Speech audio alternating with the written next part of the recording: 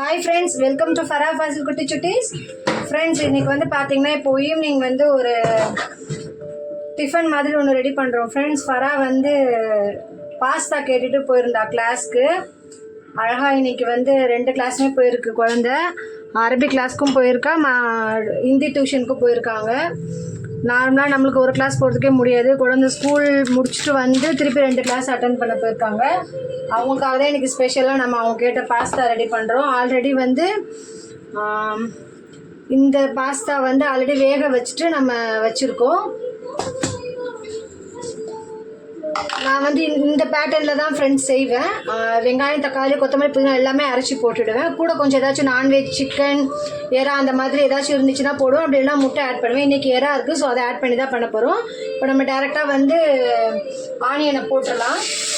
நல்லெண்ணெய் தான் friends add பண்ணியிருக்கோம். எப்போவுமே நம்ம நல்லெண்ணெய் தான் ஆட் பண்ணுவோம்.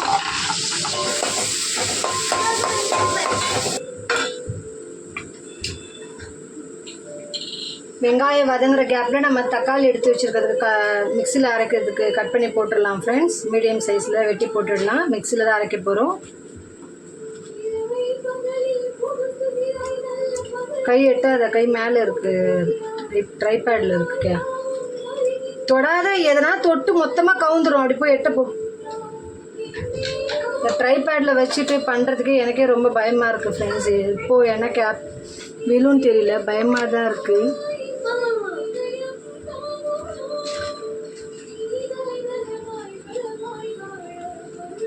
நம்ம இதெல்லாம் அப்படியே வதக்கி போட்டோம்னாக்கா வந்து பசங்க அதெல்லாம் எடுத்து கீழே போட்டுருவாங்க, எங்கள் வீட்டு பசங்க. ஸோ நான் போடுற பொருள் எல்லாம் அவங்களுக்கு போகணுன்றதுனால நான் அது எல்லாமே வந்து இந்த மாதிரி பேஸ்ட்டு தான் பண்ணி போடுவேன்.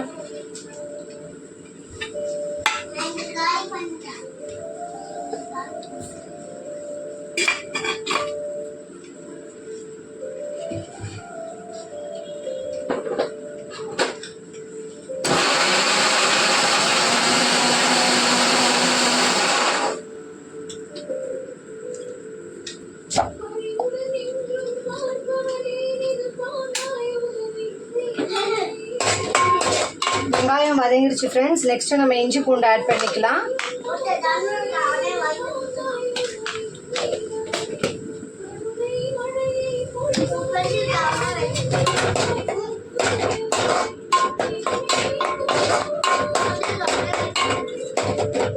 லைட்டாக கீ கொஞ்சம் ஆட் பண்ணிக்கலாம் ஃப்ரெண்ட்ஸ். ஆல்ரெடி நம்ம வந்து பாஸ்தா இந்த மாதிரி நம்மளுக்கு உதிரியாக வரணும் வேக வைக்கும் போதே அப்படின்னா நம்ம கொஞ்சம் அதில் சால்ட்டு ஆட் பண்ணும்போது அந்த ஹாட் வாட்டரில் நம்ம கொஞ்சம் ஆயில் ஆட் பண்ணிக்கணும் ஃப்ரெண்ட்ஸ். ஓகேங்களா? இப்போ நான் கொஞ்சம் கீ கொஞ்சம் ஆட் பண்ணிக்கிறேன்.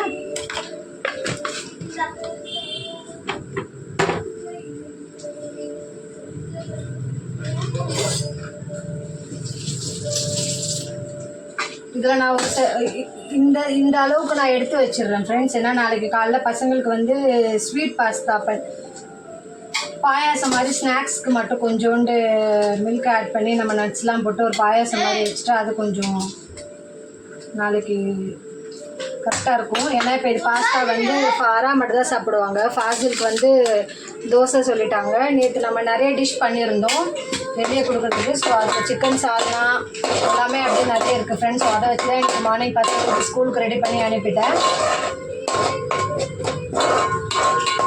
நேற்று ஈவினிங் என்ன குலாப் ஜாமுன் இருந்துச்சு, அதை வச்சு இன்றைக்கி ஸ்நாக்ஸ் ரெடி பண்ணி அனுப்பியாச்சு. ஸோ இப்போ இந்த பேலன்ஸ் நம்ம ஸ்டோர் பண்ணி வச்சிட்டோன்னா நாளைக்கு இதை வச்சு நம்ம மார்னிங் வந்து பசங்களுக்கு ஸ்நாக்ஸ் ரெடி பண்ணிடலாம். இஞ்சி பூண்டு போட்டு வதக்கியாச்சு ஃப்ரெண்ட்ஸ். கொஞ்சம் எறா இருக்குது, அந்த எறா போடுறேன்.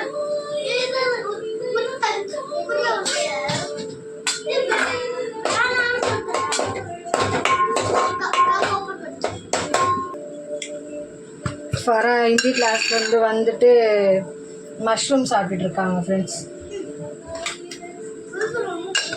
மஞ்சள் தூள் போட்டோம் ஃப்ரெண்ட்ஸ். அந்த இறாவில் இருக்கிற அந்த ஸ்மெல் இதாகிறதுக்கு நம்ம மஞ்சள் தூள் போட்டு கொஞ்சம் வதக்கிட்டு இருக்கோம்.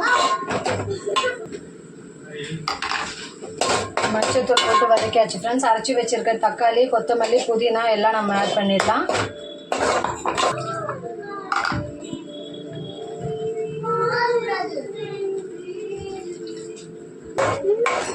இதில் நம்ம பச்சை மிளகா ஆட் பண்ணல ஃப்ரெண்ட்ஸ். அது பதில் நம்ம வந்து அதில் தெரியாது அந்த சைடு வச்சுருக்கேன். கரம் மசாலா கொஞ்சம் ஆட் பண்ணிக்கலாம் ஃப்ரெண்ட்ஸ். 1 ஸ்பூன் தான் ஆட் பண்ணுறேன், அதுவும் சின்ன ஸ்பூன் இது.